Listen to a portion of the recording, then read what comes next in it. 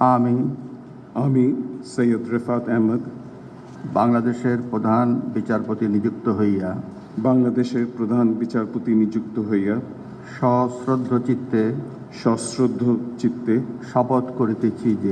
শপথ করিতেছি যে আমি আইন অনুযায়ী ও বিশ্বস্ততার সহিত আমার পদের কর্তব্য পালন করিব। আমি বাংলাদেশের প্রতি অকৃত্রিম বিশ্বাস ও আনুগত্য পোষণ করিব। আমি বাংলাদেশের সংবিধান ও আইনের রক্ষণ সমর্থন ও নিরাপত্তা বিধান করিব। এবং আমি ভীতি বা অনুগ্রহ অনুরাগ বা